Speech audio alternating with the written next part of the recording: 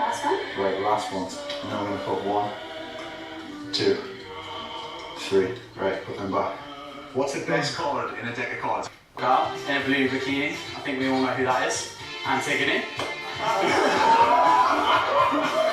I'm finished. Like sleeping after the episode, I'm just so tired, so I just took a mini nap. Talent show. Hey guys, it's Rob Morley. Hope you guys are all doing well today. Back at it again with another video. If you have not subscribed, guys, click that button. It is daily and consistent content, consistent and persistent, baby. This video is sponsored by Frontline Therapist. They are an affordable and accessible mental health care company for diverse people. Do go and check them out and use my discount code below, guys. I have not had much sleep. To be honest with you, it's been an absolutely chaotic week. Back to back, 4 interviews being released. Collaborating with other content creators for reviews, coming out with, these trailer reviews and then these episode reviews. It's just an absolute madness. So I cannot wait till Love Island end, guys, so I can just plug off for a little bit before we get into other scheduling. But anyways, let's get into this episode where, Paige was absolutely hilarious. Paige and Luca had a little tiff, and, they were quite irritated where Luca felt that he was not punching when it comes to Gemma. I feel like the man is just absolutely delusional if you think that you are better looking than Gemma when it comes to your relationship situation. And Paige was just hilarious to me. She was like, babes, you need to be realistic. You're the one that's punching. I'll take the L of me punching with Adam, but you're the one that's actually punching. And clearly Luca was not having it at all, but she basically just called him clapped. She called him, listen, you're not the one in the relationship, it's Gemma.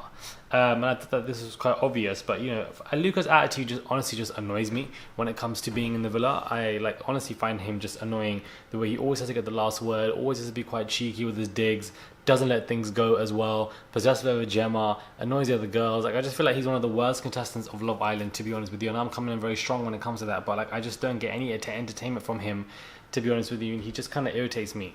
From a personal perspective, I do think he can be very messy, which is good for production because they like boys that are like that. So, he's not the worst contestant. Let me actually take that back.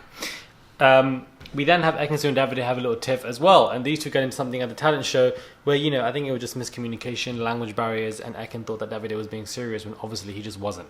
This talent show was probably the worst talent show that I've ever seen in my history of Love Island, to be honest with you. I feel like everybody was just awful. Apart from Andrew, I think that he was very good with his, real estate roast, which I thought was very creative. Davide in the cooking was great, but I feel like we've seen this before. Ekin Su's dramatic speech, but wasn't actually dramatic, and being kind to the girls was actually very sweet, and, she definitely is somebody who's good for presenting, and I can see that yet again and being reminded. But of course, Gemma has to say something sneaky to her in the confessionals, but I don't think she meant any harm by it. Paige and Gemma and their little rapping situation, I'm not mad at the outfits. I think Paige was confused, like she's always been on the show. But I do think that, Gemma was quite good when it comes to that. Indiyah's recording, I think that she stole the show when it comes to the talent stuff. I feel like people are going to remember her now, just like they remembered Millie from last year. I feel like everybody is just going to think of Indiyah when it comes to the talent show, and just that recording stuff was funny. It was funny to me. Luca, don't know what he was doing, really don't understand it, but maybe one day he'll find the note, maybe one day Dami will find the right word. The rapping was awful as well.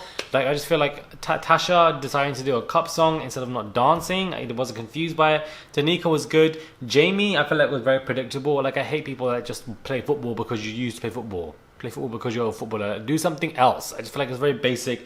We saw it with Toby last year, and I was seeing it again, and do something else.